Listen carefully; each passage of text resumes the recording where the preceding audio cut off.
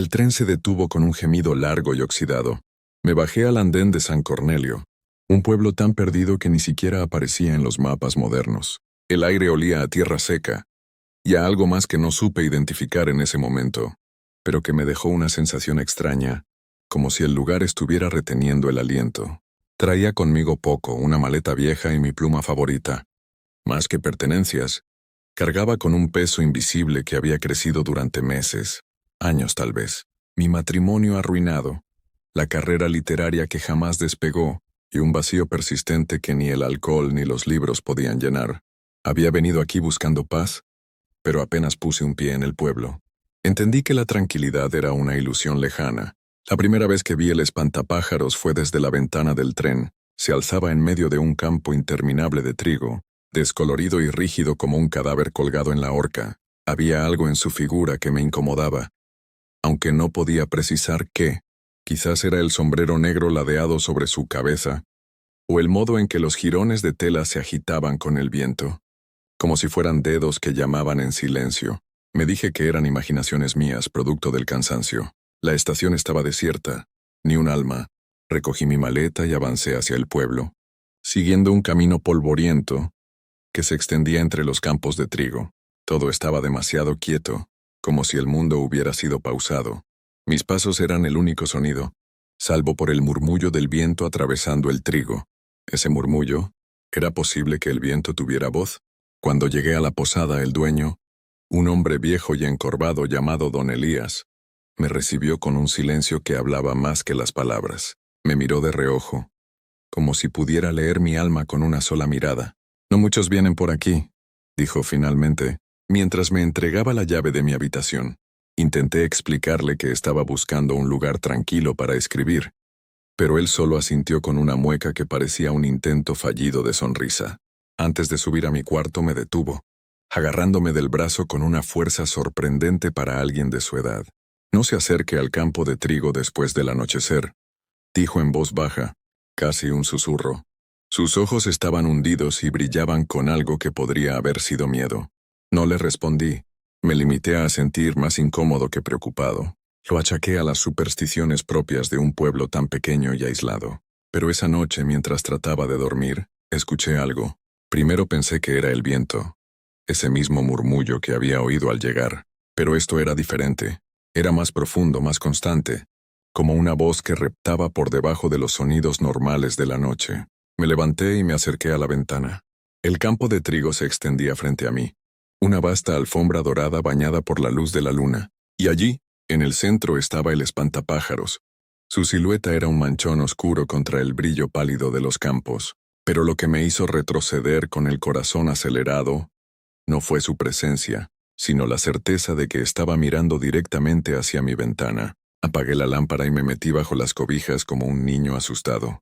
Cerré los ojos con fuerza, tratando de convencerme de que eran imaginaciones mías, pero esa voz, ese murmullo bajo y rasposo continuaba. No entendía las palabras, pero sentí que me llamaba por mi nombre, y entonces en medio de la penumbra, escuché el crujido de pasos en el piso de madera. No eran los míos. Desperté al amanecer bañado en sudor frío. El sonido de los pasos aún resonaba en mi mente, aunque al revisar mi habitación no encontré nada fuera de lugar. Quizás había sido una pesadilla. Quizás todo en este lugar era una pesadilla que aún no lograba comprender. Decidí que no podía quedarme encerrado. Necesitaba respuestas. Salí de la posada antes de que don Elías se levantara y caminé hacia el pueblo, que empezaba a desperezarse con lentitud. Los aldeanos me miraban como se mira a un forastero, con recelo y curiosidad contenida, pero cuando les preguntaba por el espantapájaros, sus rostros cambiaban. Se endurecían, se oscurecían y me respondían con evasivas.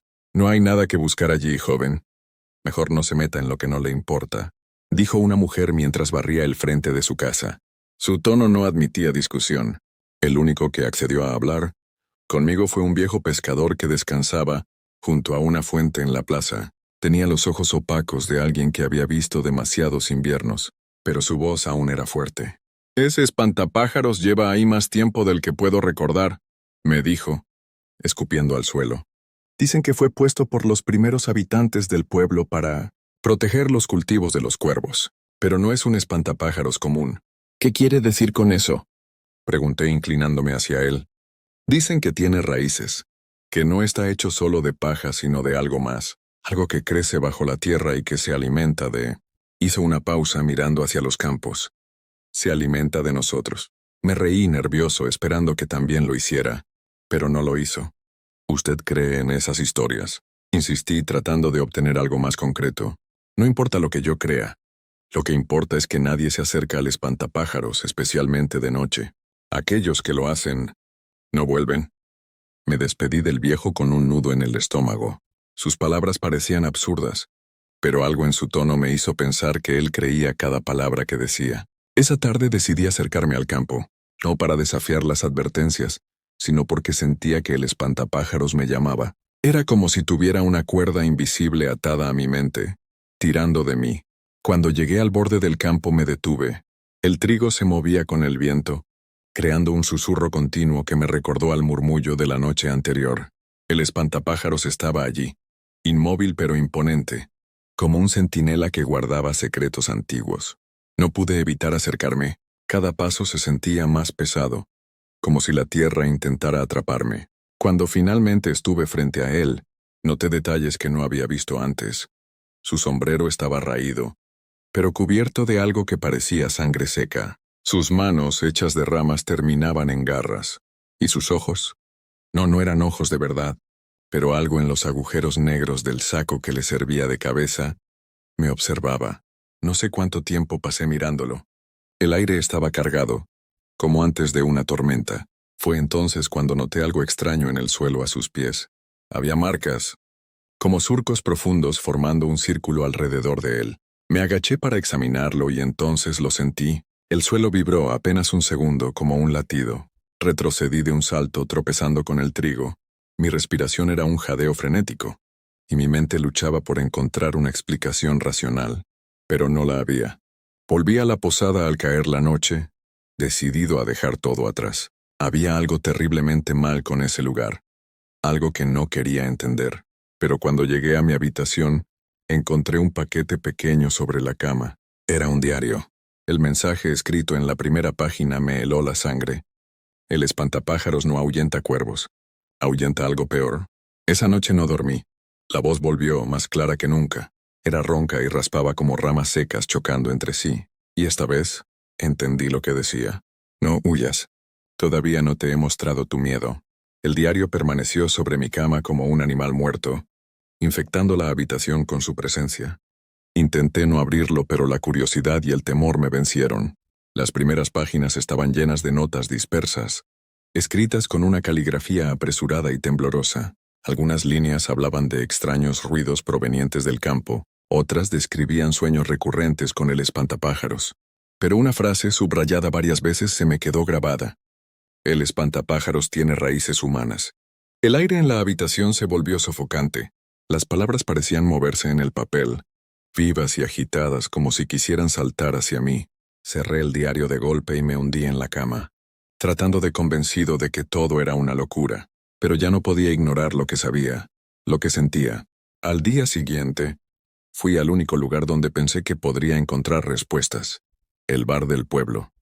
Los hombres que bebían allí parecían saber más de lo que decían, aunque el licor hacía que sus labios se sellaran aún más. Me senté en una esquina observando. Finalmente un hombre en sus 40, con el rostro curtido y los ojos de alguien que había visto demasiado, se me acercó. ¿Tú eres el que anda preguntando por el espantapájaros?, dijo sin molestarse en presentarse. Quiero entender lo que pasa aquí, nada más. Mi voz tembló, pero intenté sonar firme. El hombre soltó una risa amarga y se inclinó hacia mí. Su aliento olía a whisky barato y desesperación. No hay nada que entender. Solo hay cosas que no deberías saber. Si eres listo, te irás antes de que te atrape. ¿Qué me atrape?, pregunté, pero él ya se había alejado como si hubiera dicho más de lo que debía. Esa misma tarde regresé al diario. Una entrada en particular llamó mi atención. El espantapájaros no siempre estuvo ahí. Fue puesto para contener algo.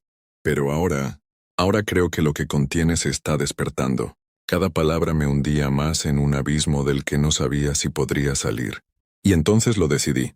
Iría al campo esa misma noche. Necesitaba saber qué estaba pasando, incluso si eso significaba enfrentar lo que tanto temía. Esperé hasta que la posada quedó en silencio. Armado con una linterna y el diario, me escabullí hacia el campo. La noche era negra como una tumba, y el viento arrastraba un murmullo constante entre las espigas de trigo. Cuando llegué al espantapájaros me detuve, incapaz de avanzar más. Allí estaba imponente y grotesco bajo la pálida luz de la luna. Algo había cambiado en él. Sus brazos colgaban en un ángulo extraño, como si intentara liberarse de las ataduras que lo mantenían en pie. El aire estaba cargado de un olor agrio, a algo podrido. Me armé de valor y empecé a cavar con las manos alrededor de sus pies. La tierra estaba húmeda y fría, y cada puñado que retiraba me llenaba de una sensación de pesadumbre indescriptible. Finalmente mis dedos tocaron algo duro. No era madera ni piedra. Era hueso. Retrocedí con un grito ahogado. Pero entonces la tierra bajo mis pies comenzó a moverse. El espantapájaros vibraba, como si estuviera vivo. Sus brazos se agitaron, y el saco que hacía de su cabeza se giró lentamente hacia mí. La linterna cayó de mis manos y la oscuridad me envolvió, pero incluso en la penumbra, vi cómo el espantapájaros comenzaba a descender, como si algo lo estuviera arrastrando bajo la tierra, y con él las raíces no de paja, sino de carne y hueso, se retorcían, buscando, palpando, acercándose a mis pies. Quise correr, pero era como si el suelo me sujetara. Las raíces rozaron mis piernas y una voz ronca y profunda resonó en mi cabeza. Ellos me hicieron para protegerlos. Pero ahora yo decido quién debe temerme.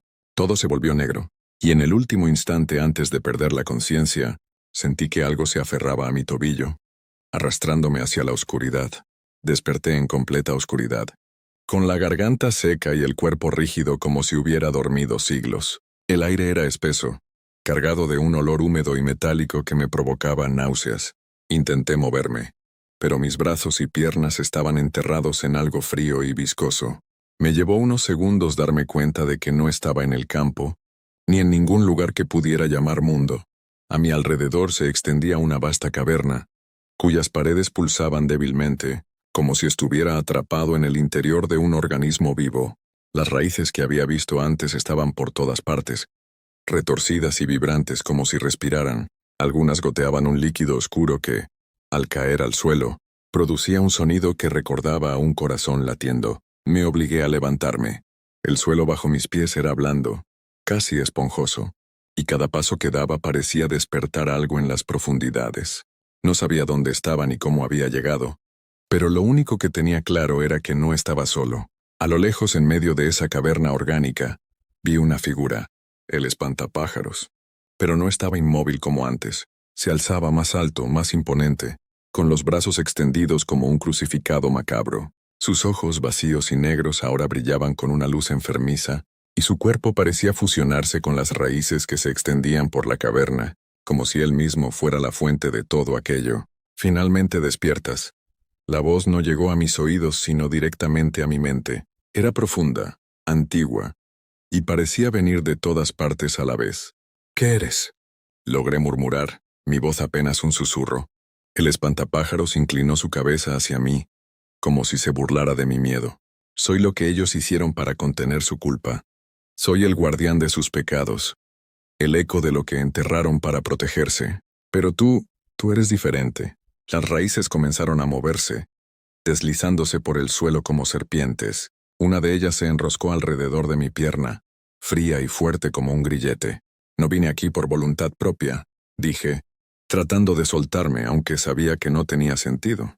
¿De verdad?, respondió el espantapájaros con una risa hueca. O quizás algo dentro de ti siempre quiso saber, siempre quiso ver lo que ellos me escondieron. La caverna comenzó a temblar.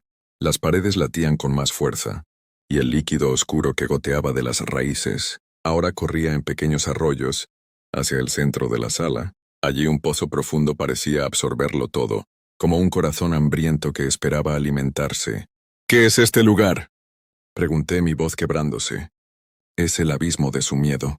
Y ahora es tuyo también. El espantapájaros alzó sus brazos y las raíces se tensaron levantándome del suelo. Sentí como algo se introducía en mi piel, como si aquellas raíces buscaran invadir cada rincón de mi cuerpo, de mi mente. Grité, pero mi voz se ahogó en la caverna. De repente imágenes comenzaron a llenarme. No eran recuerdos míos, sino de generaciones pasadas. Vi a los primeros aldeanos del pueblo, desesperados por salvar sus cosechas. Vi rituales oscuros, sacrificios humanos ofrecidos a una figura grotesca, hecha de ramas y huesos. Vi cómo lo enterraron en el campo, creyendo que aquello sería suficiente para sellar el mal. Pero no lo fue. El espantapájaros había crecido, alimentándose del miedo y del sufrimiento de los vivos, esperando el momento para liberarse. ¿Por qué yo? Logré susurrar mientras las raíces apretaban más fuerte. Porque tú puedes ver, porque tú sabes escuchar, no como ellos. La voz se transformó en un rugido, y sentí cómo mi mente comenzaba a desmoronarse. Mi cuerpo ya no era mío, sino una extensión de aquellas raíces. Entonces entendí la verdad. El espantapájaros no buscaba venganza. Buscaba un huésped. Luché, pero fue inútil. Su esencia, su oscuridad, comenzó a filtrarse en mí. Podía sentir cómo cada fibra de mi ser se transformaba, cómo mi voluntad se desvanecía, reemplazada por algo más antiguo, más hambriento. El último pensamiento que tuve antes de desaparecer fue el de los aldeanos, de pie en el campo mirándome con horror. No sabía cuánto tiempo había pasado, pero ellos estaban allí, esperando a que el ciclo comenzara de nuevo. Y ahora, yo era el espantapájaros. Dale like si has llegado hasta aquí.